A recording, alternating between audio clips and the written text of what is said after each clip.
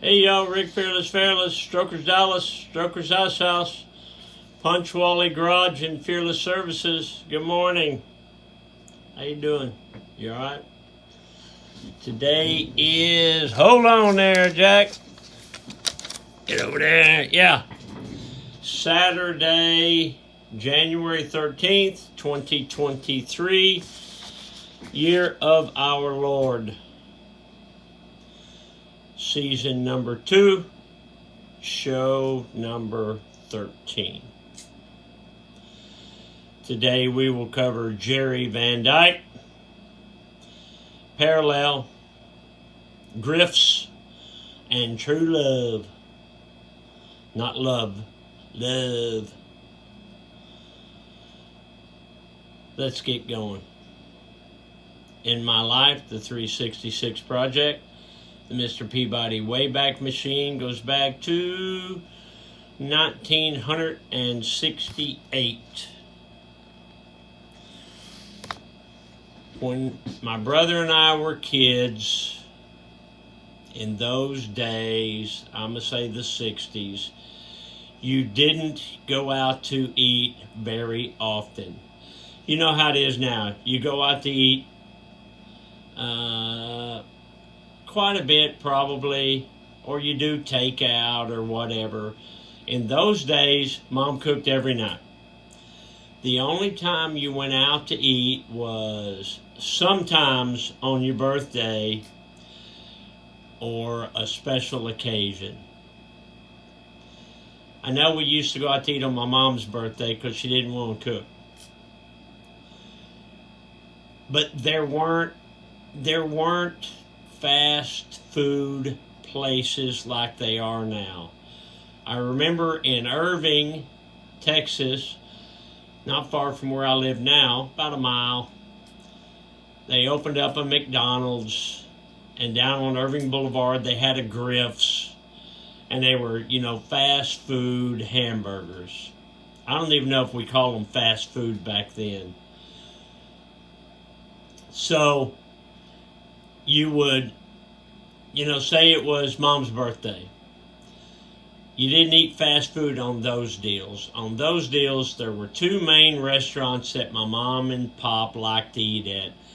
One was Dunstan's Steakhouse over on Harry Hines, half a mile from where I am at Strokers. And the other one was the Candlelight Inn over in Arlington on Division Street. Both of them are still there. Mr. Dunstan's 91, and he's still there working every day. It was different back then. You sat down and ate as a family.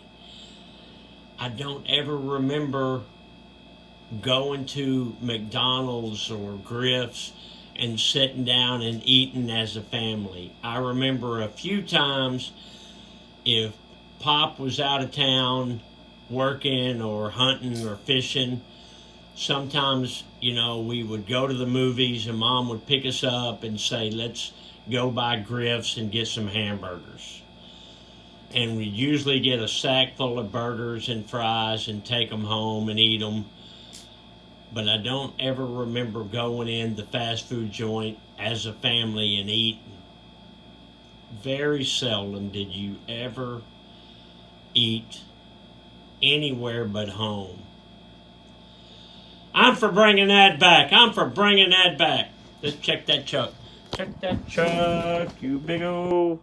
Ooh, hey, look at that. You got some tie-dyed shoes. I've got quite a few pair of these tie-dye shoes. Started out white. My friend Dean tie-dyes them for me. I like these bright colors. So you got tie-dyed Chuck Taylor high tops, white, red, white, and blue logo, white toe, white sew, red and black racing stripes, 2 vent hose, white stitching, red shoestrings, 1 eye down, double knotted for safety. Yep, I'm going to go with these are, sit with me y'all, these are some handsome Chucks. know it's true. You know it's true. Dad joke.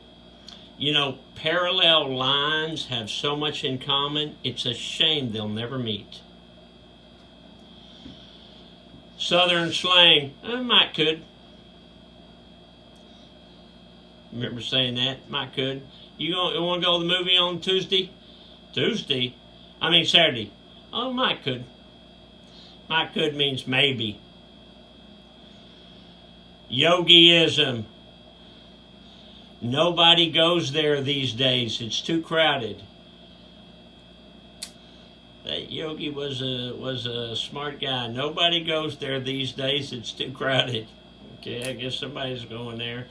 Strokers Dallas merch, merch.com. Check it out. Might want to get a hoodie.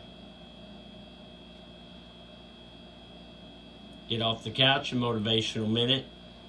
The people who truly love you will never leave you, no matter what you do or how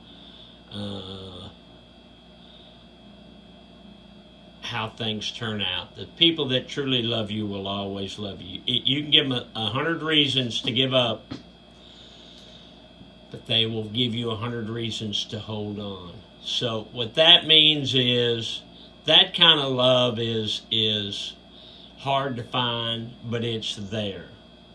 You know, hopefully that's the way you love your wife or your husband or your best friend or your kids. You know, it's that unconditional love. Once you found that man, you got it. Once you find that unconditional love, stick with it. It's hard to come by. Okay, I'm going to leave you with this. Jerry Van Dyke.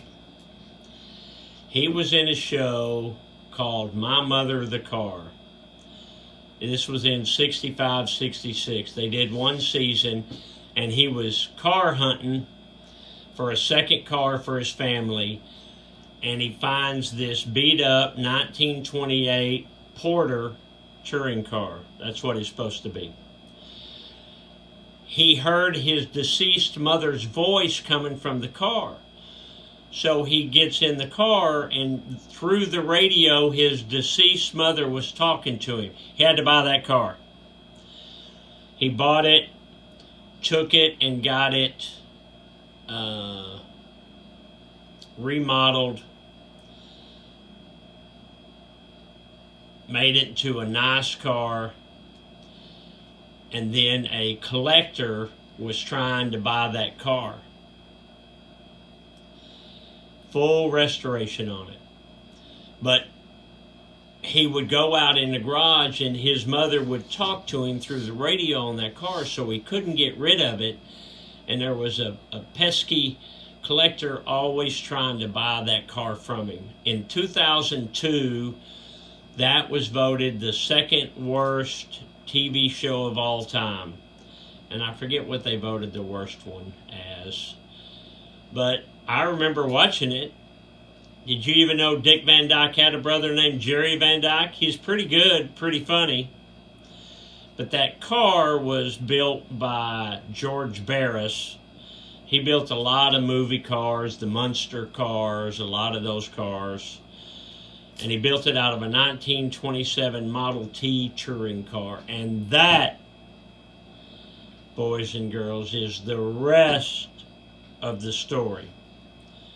So did we cover everything? Jerry Van Dyke, yep. Parallel, yep. Griffs, yep. True Love, got it.